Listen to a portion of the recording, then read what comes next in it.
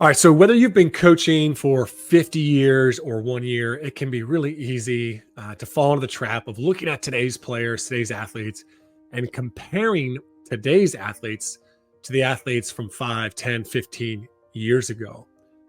To look at today's sporting landscape, the culture, and complain. Now, if you do this frequently, right? Frequently, I mean, we're all going to do it at some point, but if you're one that frequently complains to your fellow coaches, you're complaining on social media, you're complaining to friends and family, my question for you is, why are you still coaching? No, that's not actually it. But my question really is, how is that working out for you? How is all that complaining working out for you? How is that serving you? How is complaining about today's athletes serving your team? My guess is it's not serving you very well. Today, we're back with Bob Starkey, who has served 45 years as an assistant coach in NCAA Division I. He is going to share a lot of practical advice on how to evolve and adapt as a coach, especially to today's coaching environment. It's going to discuss player brands, to player roles, getting players to buy into their roles, to accountability with players. There's quite a wide range of topics. But here's the most important thing that I think every one of us should take away from this conversation with Bob. And it is this: Bob's attitude. Bob's attitude is the very most important thing. It's not so much the strategy or methods that he shares here. The thing that impresses me the most about Bob is he's not sitting around complaining. He is learning, growing, adapting, and most importantly, he's bettering himself. Welcome to the Coaching Culture Podcast, the podcast to help you grow as a leader and build a better culture. My name is JP Nurbin, and I'm joined by my friends and co-host Nate Sanderson and Betsy Butterick. In addition to this podcast, I'm a leadership coach and culture consultant. To learn more about how my business, TOC, can support you and your team, visit tocculture.com.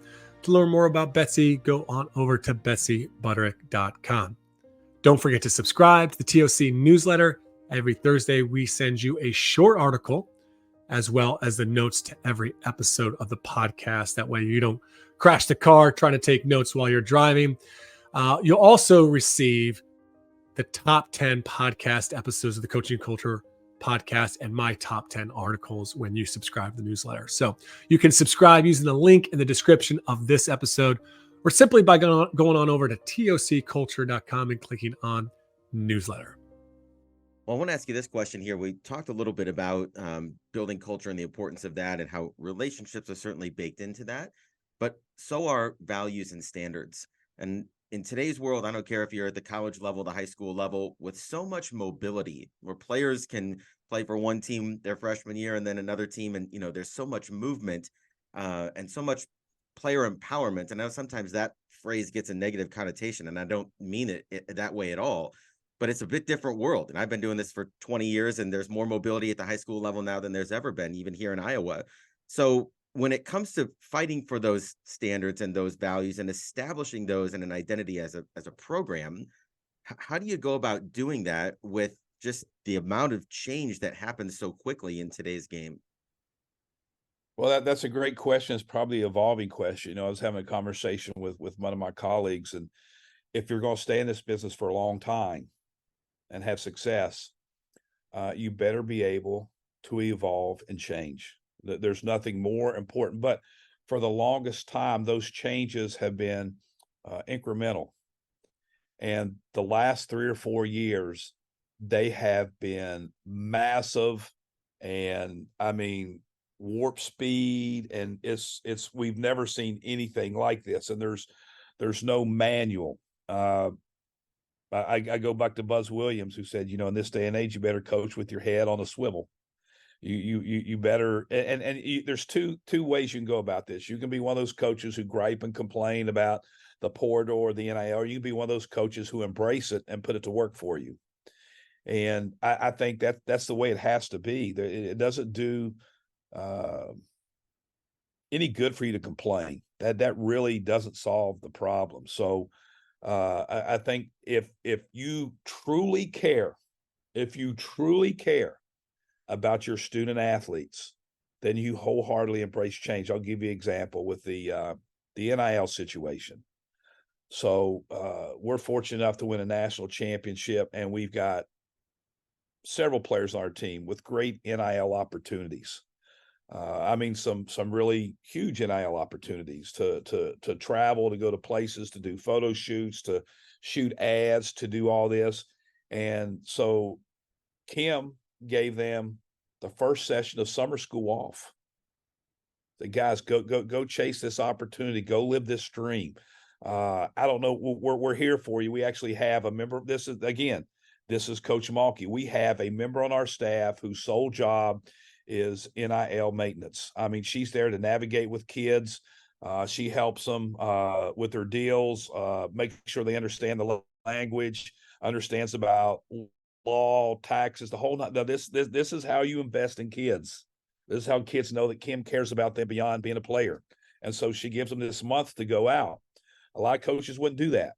No, we're here. Basketball, we got to lift weights. We got to get the individual workouts. So I think if you truly care about young people, sometimes it's the coaches that have to make the sacrifice and not the student athletes. And I think that can be tough sometimes. I go way back. I was from the generation to this is us. This is how we do it. No exceptions, blah, blah, blah. I don't think you can be that way anymore. And I'm not saying our way is 100% correct. I mean, I think we're going to be a case study 10 years from now in how we handled NIL and portal and everything. And, Lute Olson said something about if you really want to judge a recruiting class, come back 20 years later. And then I'll tell you what kind of recruiting class that was. And so I think it's going to take time before we know if we're doing the right things. But what I know in my heart is we're doing it for the right reasons. We're trying to help these kids capitalize on opportunities that they never had before. Some of them have been life-altering for them. Bob, talk, if you will, about back in the day, even if we just focus on women's basketball, let's say, when a student athlete committed to a program, the program was the brand, right? So historically, we think of the Tennessees, the UConns, the Stanfords, whatever it happens to be, that was the brand. And playing for a good brand gave you visibility, gave you opportunities for exposure. Now with NIL, you have almost all these micro brands within the label of a program or a parent brand, so to speak. Talk to me about culture and how you co-create the value of a program. We know co-creation is huge for Gen Z. They want to have a say in how things go. What does that look like for you as a coach today between these are the values of our program versus, or in partnership with, these are the values of an individual's brand, and how do we get those to find a meeting place? Well, I think you gave the answer in your question. The absolute most important is you have to let the student athlete have a seat at the table. They have to be involved in that process. I tell this question I tell this story all the time.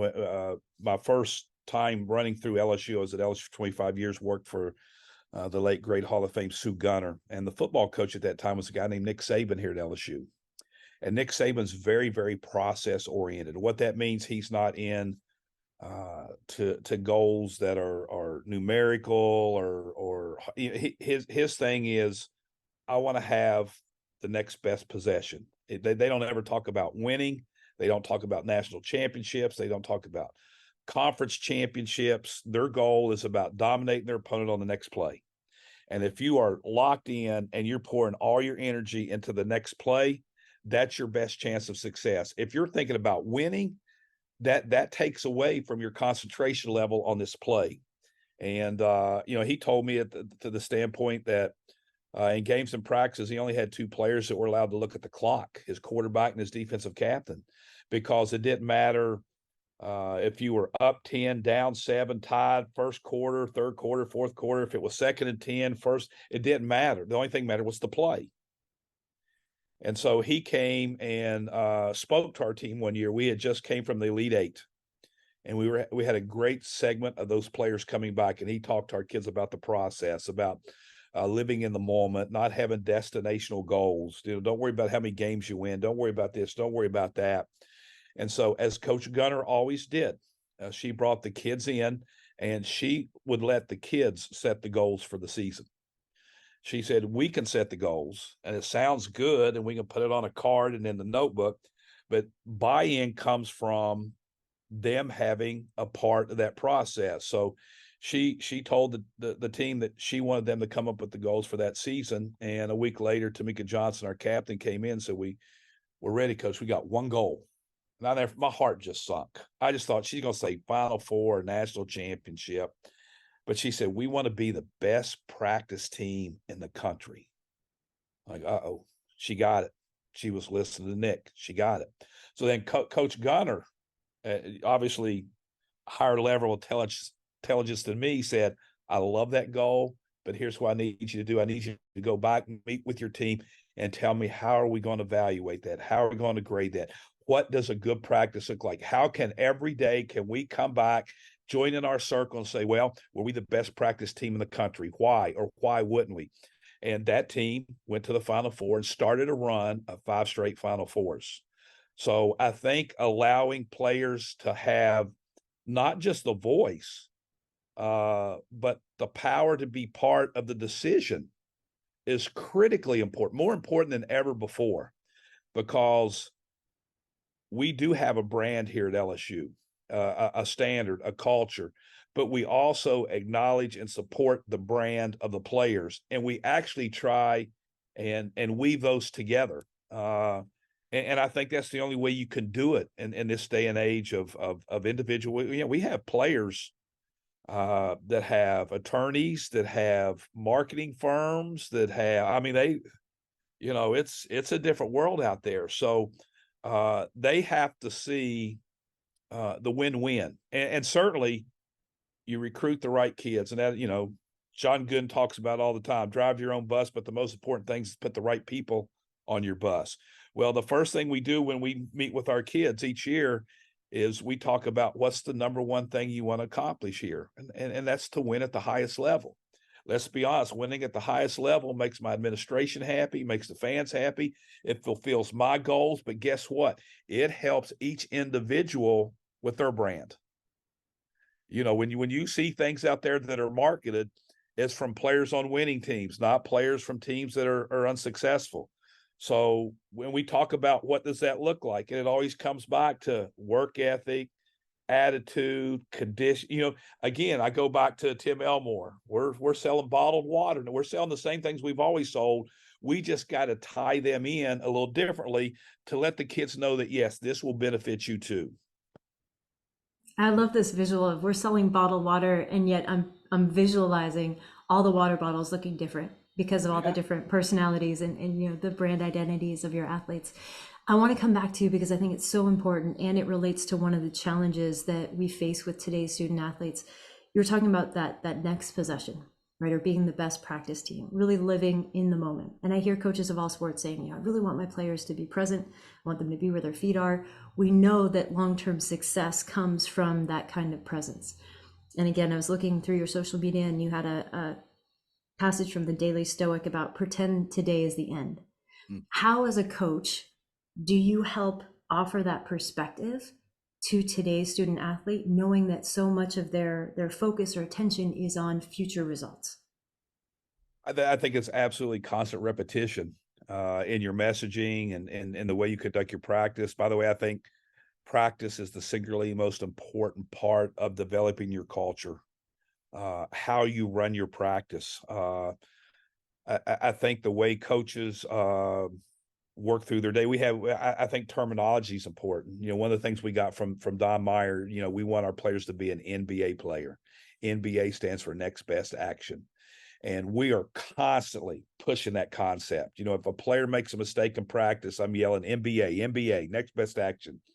We'll show examples on film of a player turning the ball over, but coming back and making a great play on offense or defense, and saying, hey, that's the way to stay in the moment. There was, and I'm a big believer in using video. There was in The Last Dance deal with Michael Jordan, Phil Jackson said his singularly most greatest power is that he was always present.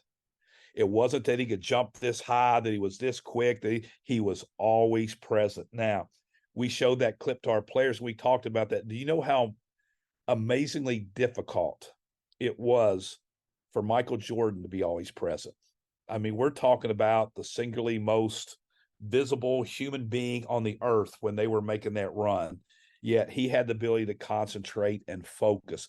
The other part I think that sometimes gets lost in this is people think, certainly you don't want to let a mistake lead to another mistake, but this generation sometimes doesn't handle success very well. And I think our basketball team went through that. We came off a national championship in our first game this year. We go to Vegas and play Colorado, and we get it handed to us. We did not handle success very well, and that's part of next best action. How many times do you see a player make a great play and they're celebrating instead of getting back on defense? I talk about practice. We have a drill at practice called the kill drill. For us, kills are 3 consecutive stops. You have, and they have to be perfect stops. So it doesn't matter if the team that you're competing against, we got scrimmage guys, misses the shot. We better have jumped to the ball. We better gotten over to the screen. We better been in stance. All 5 players been talking.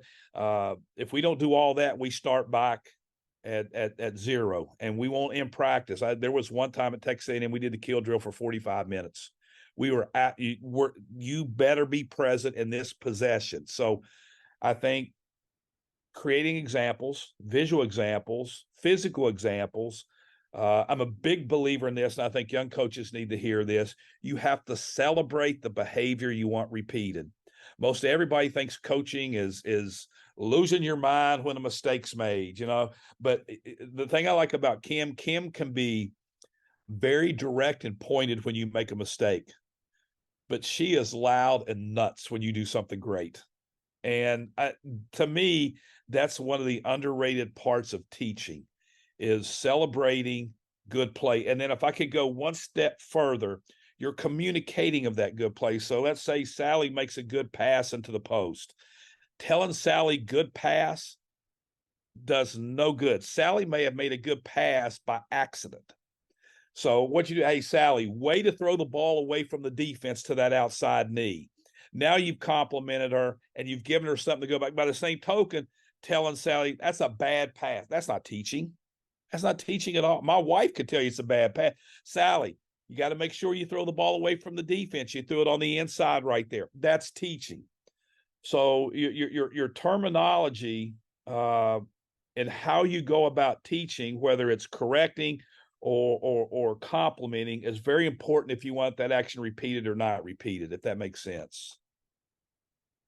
One of the great things that another friend of ours on the podcast here, Will Ray, has shared, and I've seen this in action in some of his practices, is tying the values of the program or of the team to the behaviors or the actions that happen in a game. And so one of the big things in their program is deflections.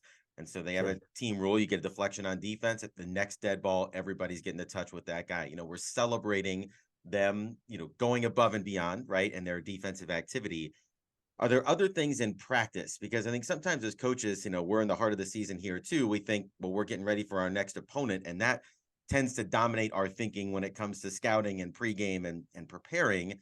Yet you're telling me here that practice is really the number one place where culture is driven. What else is it about practice, or what opportunities are there in practice for us to drive culture that maybe sometimes we miss when we just get caught up in the day-to-day grind? Well, I'll go back to my mentor, the late, great Don Myers. Sometimes it's not what you teach, it's what you emphasize. So for instance, for us, we start every practice the same way. The first 20 minutes, we're doing a low post feed series, and we're putting pressure on the passer, and it's very physical down there for the post players and very demanding. It's a very demanding, but if we practice 101 times last year, which we did, 101 times we started with that drill. We're a post feed, we're a paint team, and we're going to drive that home to start the day every day.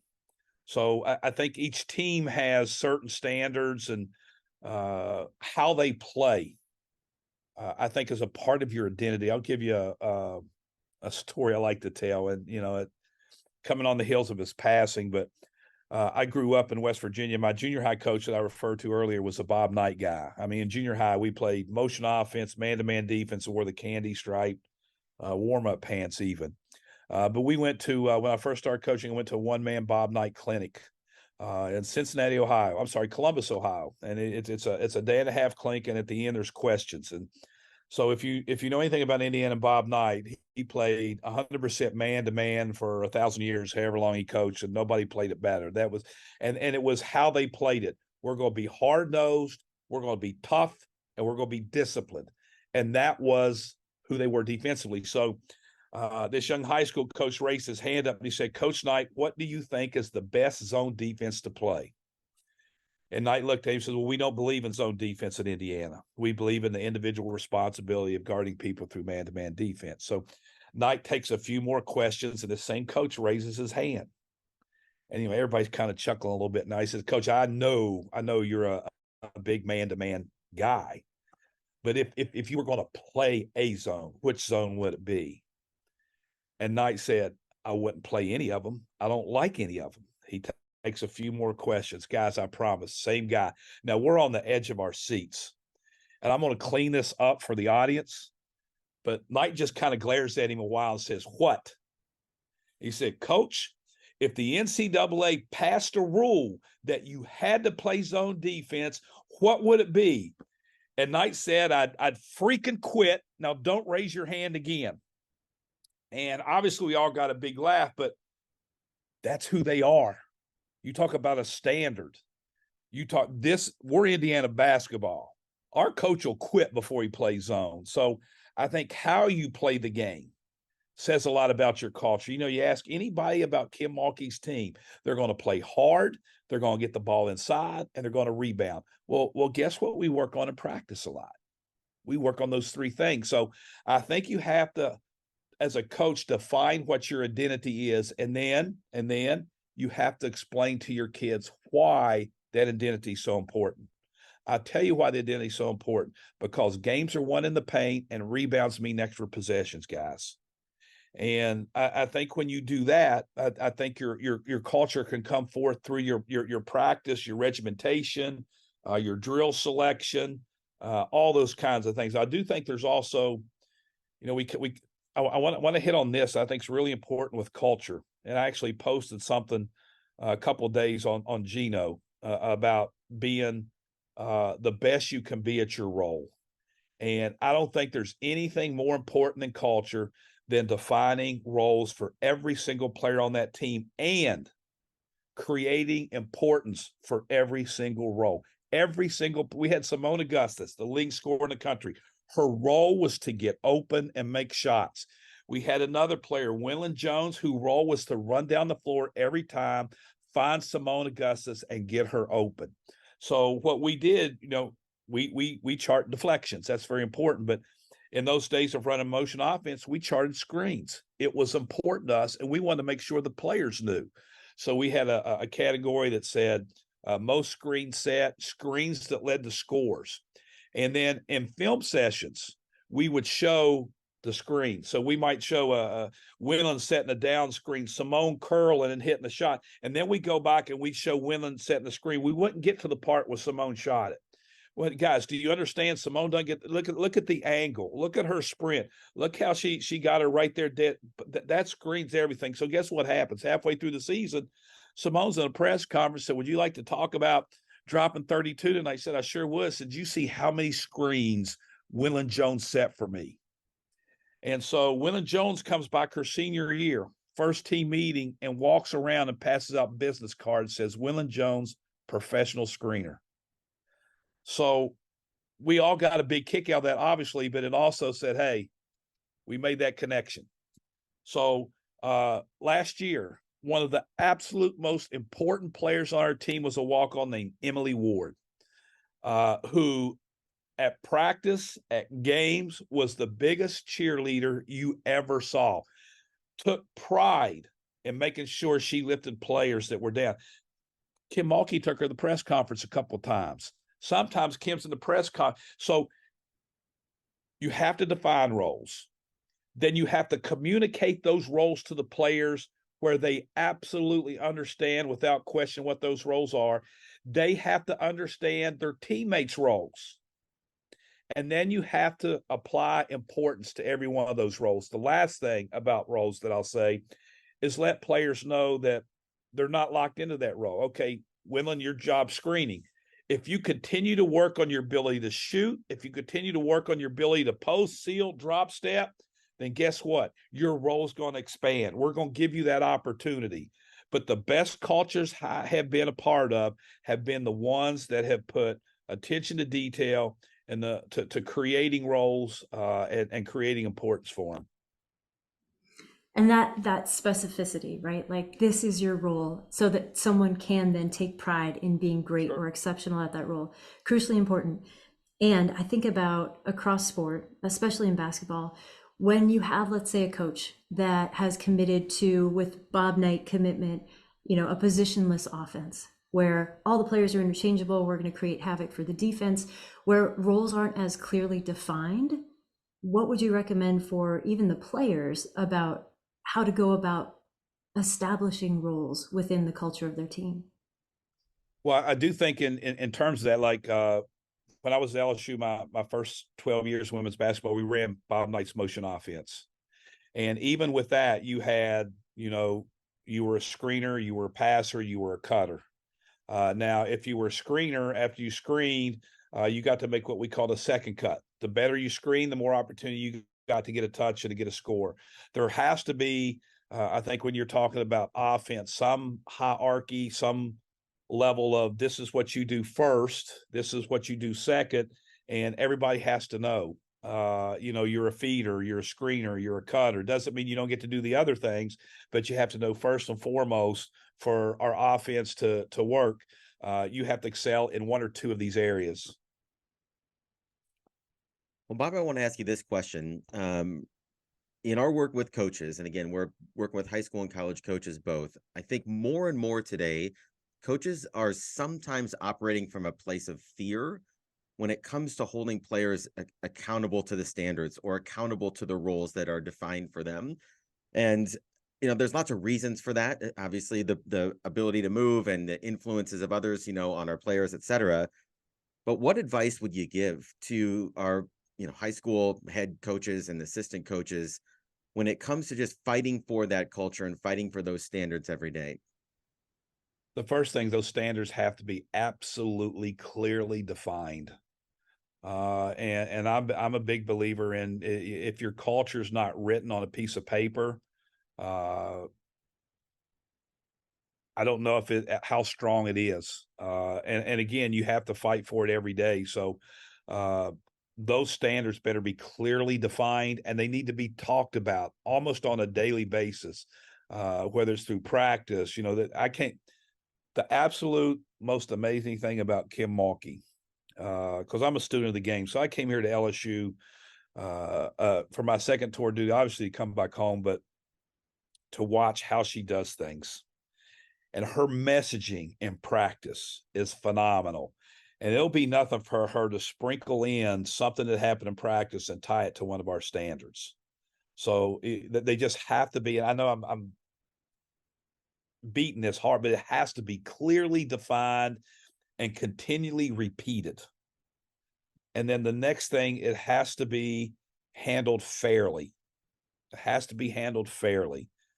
You don't suspend a kid that is a kid that comes off the bench and plays 5 minutes for something and then give a starter a slap on the hand. Now, that doesn't mean there's not some parameters involved there. Years ago, we had a kid that was struggling to do what she needed to do academically, had missed some classes, had missed some study hall. We tried a couple of other things, and finally I'm meeting with our head coach, and I said, I think we have to take basketball away from her for a little bit, whether it's a week or 2 weeks. But I think we have to find a way to get her attention, to understand that school is why she's here first.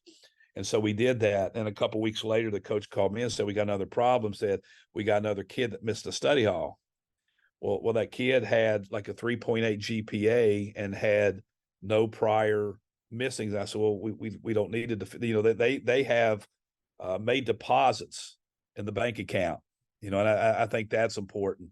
What Kim does really good when it comes to holding people accountable is she explains to our team what she's doing and why she's doing it. So there's no questions. There's no, well, why is she? Why she didn't? She's very open and communicative with the team. Also, again, sometimes in terms of accountability and discipline, there's just not one set way to do things. I think Nick Saban once said the goal of discipline is change behavior. So what are you doing in terms of discipline that will change behavior for that player? And it may not always be a suspension. May not be always sitting them on the bench. I think you have to be open-minded to all the various forms of getting a player's attention to try and help them to do the right thing. And I think that's one of the hard things for coaches today, right? Because it's so many kids are different. There's so many things out there. Kids don't feel empowered. They are empowered. They are empowered. Gino made the comment last summer that there are a lot of young coaches who are afraid of holding kids accountable because they think they're going to jump in the portal, and they probably will. My thing is, if you feel strong enough about your standards and your culture, you do what's right. And if they leave, then they didn't need to be there to begin with. And that's why I love working about Kim. Kim will tell them up front, this place isn't for everybody. We're going to hold you to a standard here, both on the court and off the court. If that works, you're going to leave here a better player and a better person. And if it doesn't work, then you probably need to find someplace else because you're probably not going to be happy here. Now, that's an easy thing for Kim to say. She's won 4 national championships. She could lose a couple of players and not lose her job. And to me, it's the biggest challenge in coaching. Our job should be, again, Don Meyer, it doesn't matter where you coach, it matters why you coach. Our number one purpose in coaching should be to impact young people in the communities we live in. Well, guess what? We can't do that unless we win. Because if we don't win, we don't get to stay there. So you got to temper it sometimes. But when you don't hold somebody accountable, then it's a different kind of culture. I tell people all the time about culture. Your program has a culture. You may not have dictated it, you may not have defined it, but not having standards is a culture. So it's the most difficult thing that we do right now, I think, is maintaining a culture with all the major evolutionary changes that are going on in collegiate athletics right now. But I still think you have to hold true to who you are. And like Kim will tell you, if I can't hold a kid accountable, if we can't continue to build a team, then it's time for me to go to the house. Well, I got 2 more. We'll get you out of here. You've been in the business for a while. I'm sure you've had dozens and dozens of opportunities to take that seat to the left, one place or another here, and move up the chain and have your own team. And yet you've remained in that assistant coach's position. And I'm just curious as to, coaches go through this all the time, the opportunity to move up, to move down, to move over, one way or the other. How have you kind of thought through that? And what has it been for you that's caused you to stay an assistant coach here for most of your career? I always thought it's what I did best. The things that are involved in being an assistant coach, the individual development of players, watching film, doing scouts, all those things that being a practice coach, all the things that I just thought that was my strength. I joke around. There was a line in a Clint Eastwood movie one time where Clint said, "A man's got to know his limitations."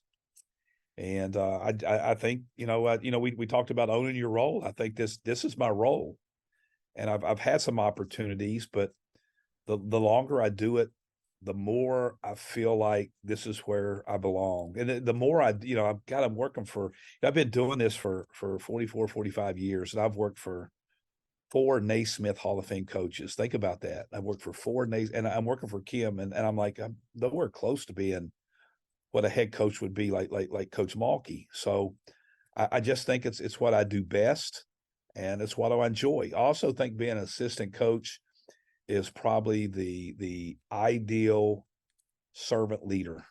I mean, we serve our kids, we serve our head coach, and it's just a role I've enjoyed. And again, I've been blessed to work for some amazing people. Well, I want to get you out of here on this.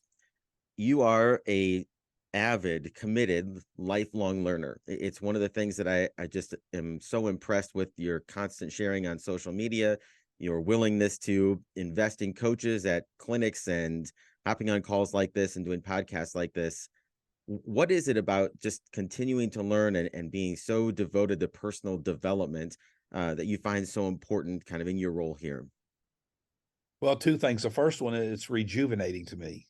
When I listen to a podcast, go to a clinic, go visit with the coach. I'm a voracious reader. I love reading. I mean, all those things, they energize me. But the one thing I've learned the longer I've coached is I don't know enough. I don't know enough. I mean, I get so excited when I go to a clinic or visit with a coach or read something and come up with one thing that I think can make our program better. I mean, holy cow, that's a good day right there. I mean, that's a good day. You know, people I'll go to a coaching clinic and somebody will say, you know, I didn't think so and so was very good. And I'll say, yeah, but what about that one point he made about how he handles a timeout coming off a bad play? That's all I need. It does. It rejuvenates me, and there's nothing more exciting than being able to grab a nugget that'll make me better as a person or a teacher or a coach or really if I could find something to help my players. And I also think, and just again in terms of helping our players grow, it's one thing I always preach. Like we give our kids books to read. Let me tell you what our kids don't like is we'll come up with a daily quote with a thought for our kids, and it may come from I don't know. Let's just say George Patton, and Kim will ask somebody, says who here knows who George Patton is, and in this day and age we'll have a lot of players who won't know, and I'll just jump in. I said, good. By tomorrow, I need a 1-page report on who George Patton is, and so I think if you're a continual learner, and I could literally do a podcast on what I've learned from Don Meyer. Your example is not the main thing. It's the only thing. And I love that. So I think if my kids see me constantly learning at this age, hopefully that's something they'll take away when they get off into their professional life, whatever that is. That, hey, Coach Starkey made a good living by continuing to learn. Maybe I ought to try that. So maybe the third reason is as I like to think I'm setting a good example. And Coach, knowing that you take pride in your role and hearing the passion that you have to be a lifelong learner, I have to ask, what's the most recent thing that you've learned? This has been about a 2-year process. Ryan Holiday, who is really into Stoicism and is a friend of Buzz Williams. Buzz brought him to Texas A&M to speak to his men's basketball team and was kind enough to let me sit in on it. It was the first time I got involved in the Stoicism, and I've really been studying the heck out of it for 2 weeks. And you kind of alluded to something earlier, but the philosophy of memento mori, that we all must die, and understanding that concept will help you to live each single day in a much fuller way. I can't tell you, but matter of fact, one of the things I have here on my desk is a Ryan book that I read every day, the Daily Stoic, and there's a passage in there each day that usually smacks me right between the eyes. But just understanding my morality and that we don't know how much time we have has helped me to live. I have lived such a better life this past year from studying some of the things that Ryan has preached and the Stoicism, just because we don't know. We don't know. And I think sometimes it's difficult for young people, but it's been difficult for people my age. So every day, a lot of times when I post something, I'll use hashtag Today Matters. And I believe that with my whole heart and soul. Today is it, man. This is the day. We got what can we do today to make this the best day? And then if we're fortunate enough to wake up tomorrow, let's do it again. Well, it's a powerful reminder here. And that's another thing I just appreciate so much about you is you're not just learning for yourself, but you're constantly sharing on social media. And just for our audience here, how can coaches follow your stuff and the things that you're sharing on social? Well, that's a great question. I think my Twitter handle is Coach Bob Starkey. I know my Instagram is Hoop Coach Bob Starkey because I lost my account sometime and I had to change it so it doesn't match my Twitter account. But not toot my horn, but I do steal from the very, very best. But I do think that's again, if anybody that knows Don Meyer, whenever you went to his clinics, he had all these different cards and pass outs, and he was just a share of knowledge. And one quick story. Since he just got through passing, Bob Knight and Dean Smith were at a summer event, recruiting event. And they were just kind of sitting off by the side. Knowing them, they probably weren't paying attention to the game. They were talking basketball, but they were talking motion offense. Knight ran motion. Dean Smith ran passing game, which is the same way. And Knight said, I wish I could get my guys to move better like you guys do. You guys, you space better, you cut to the rim better. And Dean started laughing. He said, that's funny because our staff was talking. He said, we wish we could screen better like you guys. You guys are better screeners than we are. And Knight says, you need to come to Bloomington and we just need to sit in the film room for a couple of days. And Dean Smith said, I would love that. So we can't do it this year because we play each other. And Knight said, so come on up. Here's two guys who are going to play each other and they get together and they're sharing. The best way to grow this game is to share, period.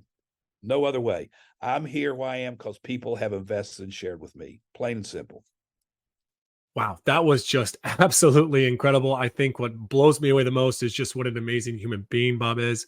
Obviously, he made some great points on how we need to work with players on their brands, adapting to today's, culture, especially at the collegiate level. I love the points around co-creating with the players today. It's not just telling them how things are going to be or what we're trying to do here or the standards, but co-creating those standards. Definitely was speaking my language and really connected with a lot of the things in the culture system. My book there where I talk about establishing and supporting the standards. Bob was really harping on how we have to have clearly defined standards and talking about them daily. Open communication on accountability with the team. I think he mentioned that Kim does that well. And I think this is something coaches need to do a better job of, is having more transparency. I remember Eric Lang from American International College, the hockey coach there, he talked about, more transparency. I think coaches are hesitant to do that because they're afraid of, they like to have these personal conversations. They don't feel like, well, that's not everybody's business of the team. But the reality is there's a lot of misunderstandings if we don't have transparency around the accountability that's going on within the team. So that's one great takeaway as well as to don't operate out of fear of holding players to standards. He talked about Kim's example as a head coach there of, bottom line is this place may not be for you, right? You have to make a decision as a player whether you want to meet the standards or not. But probably the two biggest things that I absolutely love from this conversation is humility and the humility and awareness that Bob has to recognize this is what I do best as being an assistant coach. And he's not sitting around thinking, oh, I can just do it better than the head coach. There's way too many assistant coaches that I have run into over the years that just sit around and think about how they can do it better than the head coach. And when we operate in that space, oftentimes it makes things very, very difficult for us as an assistant coach to find joy in that journey and to have as much of an impact as we can. And lastly, the big thing that he shared is just how he's been getting better as a person every single day. He's a reader. He's, he attends clinics. He's just constantly sharing his knowledge with the coaching community. And for that, I know we all appreciate Bob. Thanks for listening in to the Coaching Culture Podcast. Be sure to subscribe to the podcast. Leave us a review. We appreciate you leaving reviews. It helps us to spread the word around transformational culture and transformational coaching.